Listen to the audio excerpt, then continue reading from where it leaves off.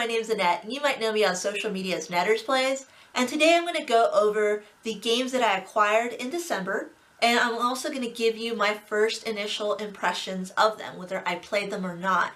Now, I managed to get 13 games this month, and I got to play 11 of those games. So I had a quick turnaround with those games. Now, a lot of them were also gifts, and some of them were Kickstarters, and I only acquired a few of them myself.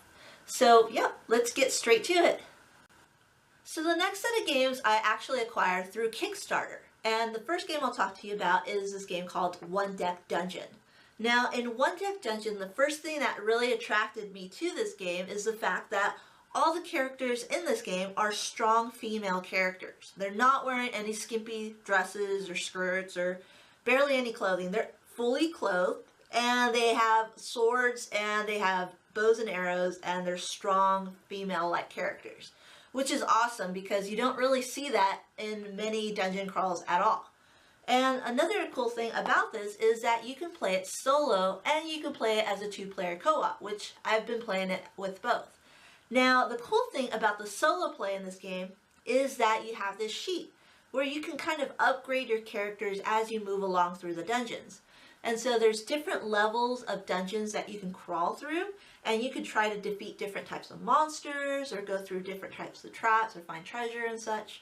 So it's really a really neat way of how to dungeon crawl by just using a small deck and also a bunch of dice. Now, I've really been enjoying this game a lot, and it's something that's really simple. It's really quick to play. You can play this game in like 20 minutes or 30 minutes maybe. But it's really simple, it's really quick, and it's a lot of fun. So if you ever get a chance, you should definitely try One Deck Dungeon. So the next game that I acquired through Kickstarter is this game called Druids. Now, Druids is a game by Grant Rodiat. He's the same designer that made Cry Havoc, as well as Hocus and Farmageddon. But he also made this really cool abstract two-player game that is all made out of wood. Now, this box I did have to assemble, but it was really easy to assemble. And then the cool thing about it is that you can easily open it, and inside are all the pieces to it. What it incorporates is a wooden board. So you have these pieces inside that box, and then you just quickly assemble them, and they create the board that you're going to play on. And so it makes this kind of grid system. You're going to also have a whole bunch of these wooden pieces. And these wooden pieces you'll get to put on the board, and then you get to maneuver those pieces by playing these different cards on them. So it's a really cool abstract game. I actually got to play it, and what I really liked about it is that it really uses a interesting kind of movement throughout the game, where you're kind of moving in a zigzag kind of way. So these little arrows are kind of moving up, and then you get to turn them a certain way, and then it changes direction. So you kind of have to pre-plan, but they don't move necessarily the same throughout the game. It also depends on the cards and the abilities that you acquire, and also the obstacles that you're trying to maneuver around. So it's a really cool, interesting little game. It plays in about 20 minutes or so. It's a very, very quick game, but it has a lot of thought in it. So, yeah, I don't know if there's going to be any more Druid games. I believe there was only a few of them through Kickstarter, but I've really appreciated this cool little game, and I really like the artistic, artisan kind of taste to it, too. So, definitely, if you ever get a chance to try Druids, you should definitely try to see if a friend has one or not. I'm not sure if they're going to sell this anymore, but yeah, it's a really cool game. So another game that I also backed and I acquired this month is this game called Valeria Card Kingdom. Now, Valeria Card Kingdom is a game that came out, I believe, last year on Kickstarter as well. And so I managed to get it this year because it was sort of similar to this other game which I first acquired when I first got into the hobby, which is called Machikoro. Now, Machikoro, you acquire different types of cards, you roll some dice, and you see if you get the actions of those cards you acquired. So it's this kind of tableau building kind of dice rolling game. But this is a little bit similar to that. However, I hear it's supposed to have a little bit more meat to it. And you're supposed to go throughout the land and kind of try to defeat different monsters and acquire different heroes and such like that. So, yeah, I'm interested in trying this game out. I haven't played it yet, so I'm interested in it. And the cool thing about it is that it actually has a really neat insert. So it has all these these card inserts that you can put in here, along with all these different wooden pieces, along with these big chunky dice that you can be rolling throughout the game. So yeah, I definitely like the insert. Great first impression with the product as well as the quality. So I'm really interested in trying this game out and seeing if I like it or not. So yeah, you should check out Valeria Card Kingdoms if you like Machikoro. Maybe it's even better than that. So check it out. So the other game that I also backed along with Valeria Card Kingdom is this game called Villages of Valeria. Now, Villages of Valeria, I initially backed because I was interested in the gameplay, the mechanics involved with it. It has a lead and follow aspect to it. So if you're not familiar, there's a lot of games out there like Race for the Galaxy and Eminent Domain, which are some of my favorite games of all time. But those two card games, along with this one, has this lead and follow where you play a certain action and your opponents can also follow that action. You get a bonus, but they don't. But they can also do what you're doing. So you have to kind of guess and assume what they're going to do along with what you're going to do. Now, this game doesn't have simultaneous selection, but it does have the lead and follow aspect. And you get to use cards, discard them in order to play other cards, which is cool. And I really like that. But the cool thing about this game, then Race for the Galaxy, is that you get to discard cards into this common pile where you can draw cards from again. So it's a really neat little game, and I was really actually impressed with this game a lot. If you like Race for the Galaxy, Eminent Domain, that lead follow, kind of tableau building kind of game, you should definitely check out Villages of Valeria.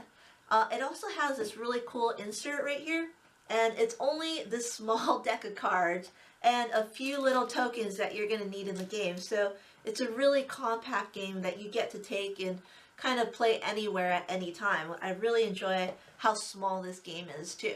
So if you ever get a chance to try out Villages of Valeria, it's a new game. You should definitely try to get it played if you like Race for the Galaxy and Eminent Domain. So the next set of games are games that were gifted to me in December. And the first game I'll talk to you about is this game called Cat Stax. Now, Cat Stax was given to me by my friend online. His name is Uplift Andrew on Twitter, or I Slay the Dragon on Instagram. And if you don't follow him, you should definitely follow him because he has amazing photography of different game components and cards and everything in these different games, and he arranges them in these really cool, like, awesome ways. So definitely, I'll leave the links down below where you can find them. But he gave me this little puzzle game, and it's all about stacking cats. Now, for example, like in this game, you're gonna be stacking these cats in certain ways, and here's an example of how they're stacked. But you get to like maneuver them, and you get to flip them around and kind of stack them on top of each other, and you have this whole deck of cards where you're gonna basically try to figure out these different puzzles. Now, it's a solo game. It's supposed to take a few minutes, but yeah, it's proven to be a little bit more difficult. So you get to start at beginners, and then you eventually become an intermediate, and then eventually you'll become an expert at these puzzles. So yeah, I really appreciate the gift, Andrew. And also, he gave me this cool little two-color paint doku game, which it's not a board game, but I've come to find out that we both enjoy puzzles like this. And so he also gifted me this book for Christmas, which is awesome. So I really appreciate him. And if you don't follow him, you should definitely follow Andrew on these different Twitter and Instagram, which the links will be down below. But thank you so much. So the next set of gifts are gifts that I got from my Secret Santa on BGG. Now, this was my first time being a Secret Santa and getting involved with this whole group on BGG. It's BoardGameGeek.com. It has this kind of thing where you join a Secret Santa group and you basically are saying, I'm going to purchase these games for just someone randomly around the world. And I'm going to go ahead and gift them, and they're not going to know who I am, but you know, it's a way that other gamers kind of interact with other gamers throughout the holiday season. So, my Secret Santa gave me some pretty cool stuff. So, the first thing he gave me is not Lords of Waterdeep. I already have Lords of Waterdeep, which is a great little introductory board game. But the cool thing that this Secret Santa gave me is this insert right here. So, he gave me this huge, like, broken token insert. And the cool thing about it is that he also gave me these little meeples for it, which, I mean, this game right here is a game that I usually bring out for new gamers that are trying to get into the hobby or just are curious about, you know, why I do this and such. So it has this really cool, like, wooden insert that you can take out and kind of just lay down. It's easy, like, take down, put away. Your cards are all set really nicely. And yeah, it was a really awesome gift from my Secret Santa. So I really appreciate that. Another cool thing that my Secret Santa gave me are these little cool little Grinch Meeples. Now, I collect Meeples, and so I got this little Grinch Meeple right here. I don't know if you can see that, but it's a really cool, like, little addition to a gift that, you know, it's just something that we're all just happy to be a part of, because you're giving to others and you're receiving from others as well that are in the hobby. So yeah, definitely appreciate it. If you're my Secret Santa, you're awesome, because the next game is a game that's been on my wish list forever, and I finally got it, and my Secret Santa gave me Arkwright. Now, it's pretty heavy to hold, but this game right here is a beast of a game. Now, I've been meaning to purchase this game and kind of play it, but this game itself is a game that I'm going to have to study and kind of figure out the rules, because it's a pretty big game from what I hear. I didn't manage to play it, but this game has been on my wish list for a while, because it's supposed to be a simulation of pretty much the Industrial Revolution in Britain. So I know it might seem not like appealing or anything like that, but it's a big game that plays in a couple hours, like 3 or 4 hours long. And you can have different simulations of it. It's a lot of math, a lot of just accounting and kind of figuring out the economy and such of London or England and such in the 17th and 18th century. So it's definitely a game that I'm willing and trying to get to the table. Hopefully 2017 I can get this game on the table and get to play it all. So, thank you so much. If you're my Secret Santa, I greatly appreciate it. Another game that I was gifted this month is a game that's been on my wish list for a while. It was actually on Kickstarter, but I didn't manage to back it. But my friend actually gifted this game to me, and it's called Vinhos. Now, my friend knew that this was on my wish list, and it's a game by Valeria, who also makes The Gallerist, which I'm in love with, along with Kanban, which I haven't managed to play, and other heavy Euro games. So this game itself is about winemaking, and it's not just about like winemaking like viticulture, but it's a little bit heavier than that. It actually incorporates the economics of winemaking, and you're trying to produce a lot of wine, make it affordable, and also create a certain set of batch that you're going to showcase at a festival. So it has all this like managing of money and the harvesting, and then also the presentation and showcasing these different types of wines. So yeah, I mean, if you could see the board right here, the board itself is amazing. It's a huge board. There's a lot going on.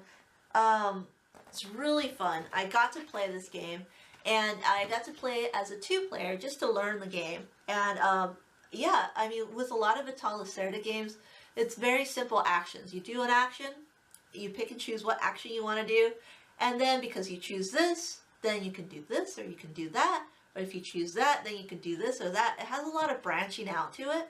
And so the second time I played this game, I actually found out I got a few of the rules wrong.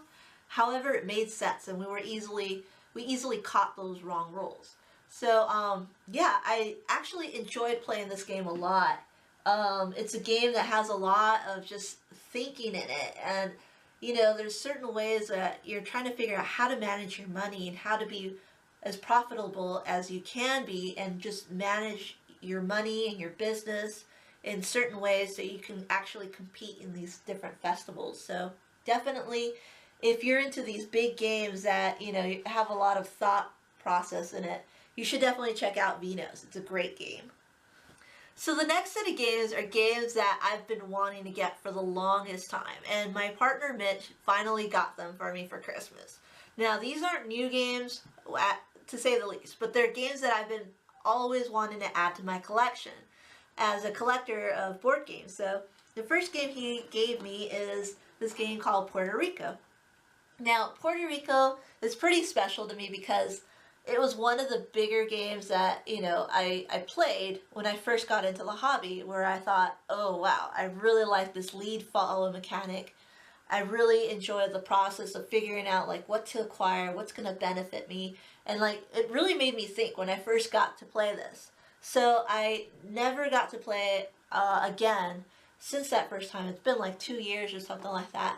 And yeah, he finally bought this for me, and we got to play it again. And it was really interesting to just see the whole process of how I used to play and now how I play. And it was really easy to get to, and I really enjoyed it. And so this is a classic game that I think should belong in anyone's collection if you're a collector of games. And definitely, I really enjoy Puerto Rico. So yeah. So the next classic game that I also was gifted was this game called Samurai. Now, Samurai is a game that I've been wanting for the longest time because it's an abstract. It plays 2 to 4 players, but I'm only interested in really playing it with 2 players, but hopefully it's better with 4. I don't know, I haven't played it with 4. But this game itself is an area control kind of tile placement game where you're trying to control certain areas on the board in order to capture different types of deities. And it's about like Japanese domination around the area of Japan and trying to capture these different figures like statues or food or also Buddhist temples and such. So it's an abstract game, so the theme isn't there so much.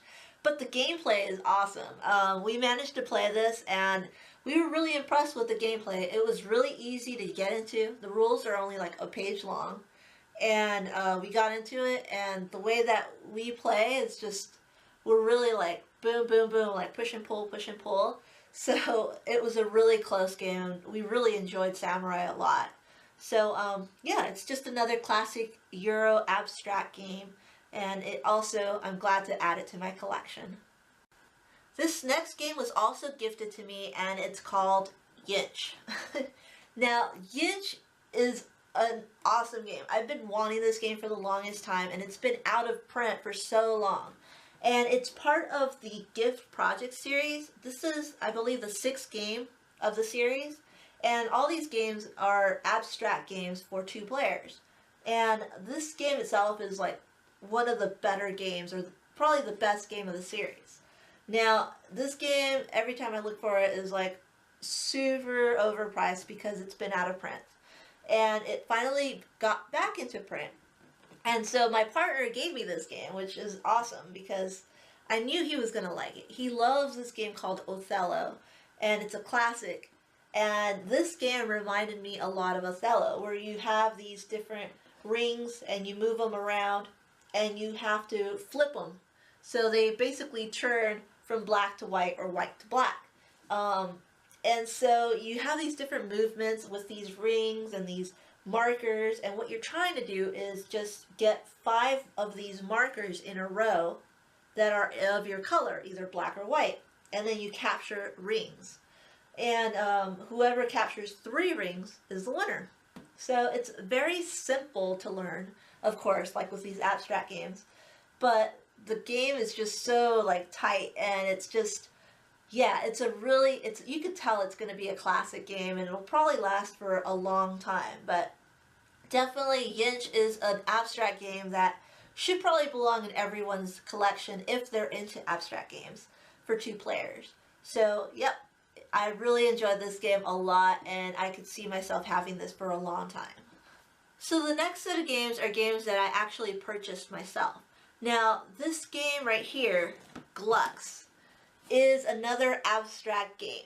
Now, I first got to play this game at BGG Con, and it was being demoed, and I never heard of it before, and I was kind of interested in it. It was really simple looking, and then I started playing it, and I realized, wow, this game is really complex. Which is the case for most abstract games. It's really easy rules and easy to get into. However, the complexity is all there. The cool thing about this game is that you have this simple little board. You have all these like special like blue colored little rooms that you're trying to control and have the most amount of your own pieces in it. And you get to move around the board in a certain way based upon these different tokens that you're going to draw from a bag. So you draw from a bag a certain token, and it could either be, say for example, a 1 or a 6. Now, if you place this on your board, then you get to move either 6 in either direction orthogonally to that location. Or if you place it a 1, you can move 1 away on your next move. So what you're doing is you're laying down these different tokens, and you're giving yourself different movements for future use in order to get into these different areas and control them. At the end of the game, whoever has the most control of these different rooms on the board wins. So it's very simple, it's very complex, and it's really tug of war on this game. Now, I played it with 2 players, I played it with 4 players, I haven't played it with 3 players, but I'm really interested in trying that out, seeing if it's still balanced then. But yeah, it's really surprised and wowed me, and yeah, I definitely can't recommend Glux enough. It's a really great abstract game that just recently came out, and I don't know, I don't hear many people talking about it, but definitely you should check this one out. So the next game I also acquired is this small game called The Blood of an Englishman. Now, The Blood of an Englishman is a small little card game that only has 50 cards in it. It's a 2-player game, and one of you is going to play Jack, and the other player is going to play the Giant. Now, this is based upon Jack and the Beanstalk. And in this game, what you're going to do is you're going to have these different cards, and you're going to stagger them about in a certain kind of column, and you're going to have 5 columns of 10 cards that are staggered. Now, that's your whole playing field, and what you're going to do is, as Jack, you're going to move around all these cards and try to acquire different cards which are resembling your beanstalk that you're climbing. And at the top of your beanstalk, you're going to either get a singing harp, you're going to get some gold, or you'll get the goose's golden egg. And so if you acquire all 3 treasures, you win as Jack. Now, the Giant is trying to get Jack. And how he gets Jack is by acquiring these different cards right here, which say Fee, Fi, Fo, Fum. So if he manages to set them in a certain way, and then he captures Jack. So it's a really cool little thematic kind of card game that I really enjoyed. It really surprised me. I thought it would be a little simple little filler game, and then I managed to play this, and I found out I'm horrible at this game. But I had a lot of fun with it anyway. So definitely, if you're into small little 2-player card games, and if you're into like Jack and the Beanstalk and this kind of theme, you should try out this little card game called The Blood of an Englishman. So the final game I'll talk to you about is this game that I got called Aura et Labora. Now, Aura Labora is a Uwe Rosenberg game, and if you haven't heard of Uwe Rosenberg, he's one of the classic designers that made Agricola. He also made games like Caverna and games like Patchwork, and he's just a really popular, great designer. Now, I haven't managed to play too many of his games as far as these worker placement type games. I do have Agricola, and I haven't played Le Havre, even though I have it. But Aura Labora I picked up because I was interested in kind of trying out this cool little rondel wheel. Now, this game has this really neat wheel which is supposed to depict how many resources are available for players to pick up.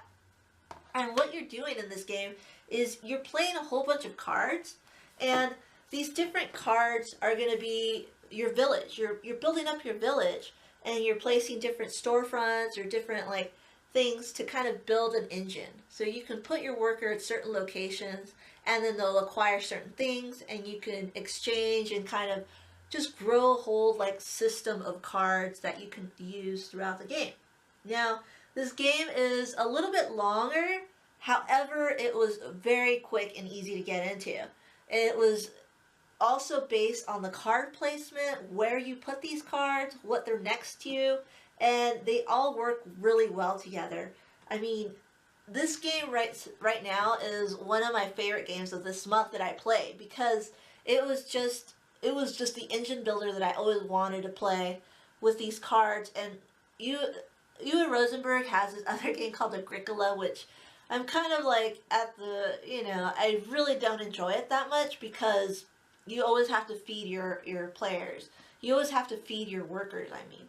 And that kind of just takes away from the fun of just building your engine, because you always have this stress of trying to get enough food to feed your workers.